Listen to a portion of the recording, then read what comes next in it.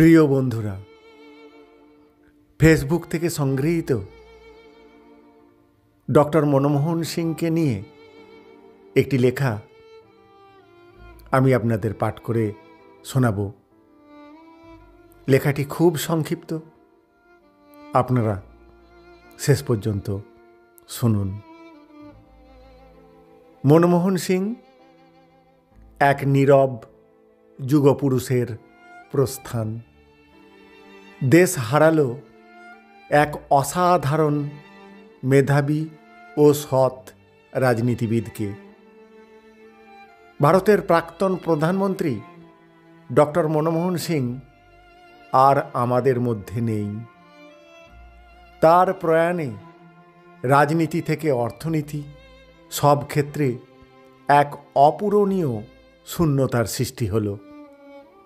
নির্মলতা, সংযম আর কাজের প্রতি নিষ্ঠার জন্য তিনি ছিলেন এক অনন্য ব্যক্তিত্ব। 1932 সালে পাঞ্জাবের এক গ্রামে এক সাধারণ পরিবারে জন্ম নেয়া মনমোহন সিং নিজ মেধার জোরে হয়ে ওঠেন বিশ্ব অর্থনীতির অন্যতম প্রভাবশালী নাম। কেমব্রিজ এবং অক্সফোর্ড বিশ্ববিদ্যালয়ে পড়াশোনার পর তিনি বিশ্বব্যাংক ও ভারতের অর্থমন্ত্রকের মতো জায়গায় কাজ করে নিজেকে প্রমাণ করেন। 1991 সালে যখন ভারত আর্থিক সংকটের মুখোমুখি, তখন অর্থমন্ত্রী হিসেবে তার সাহসী সিদ্ধান্ত দেশকে মুক্তির পথ দেখায়। উদারীকরণ এবং বেসরকারীকরণের যে নীতি তিনি চালু করেছিলেন তা আজও দেশের অর্থনৈতিক প্রগতির ভিত্তি।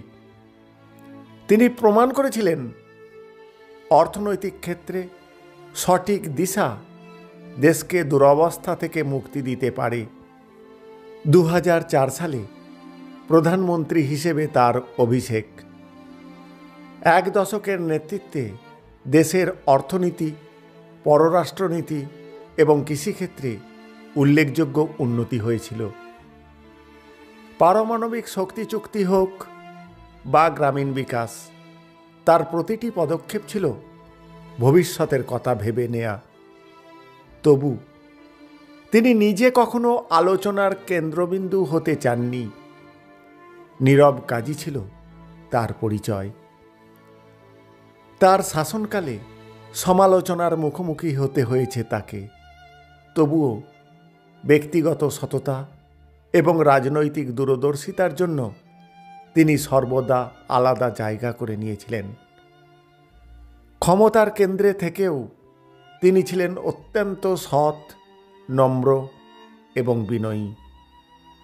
ডক্টর সিংয়ের জীবনের এই অধ্যায় শেষ হলেও তার অবদান ইতিহাসের পাতায় স্বর্ণাক্ষরে লেখা থাকবে। তার প্রস্থানে যে শূন্যতার সৃষ্টি হলো তা পূরণ করা অসম্ভব। ভালো থাকবেন স্যার, তারাদের দেশে ভালো থাকবেন। লেখাটি সংগৃহীত। লেখাটি ভালো লাগলে অবশ্যই শেয়ার করে অন্যদেরও শোনার সুযোগ করে দেবেন। নমস্কার।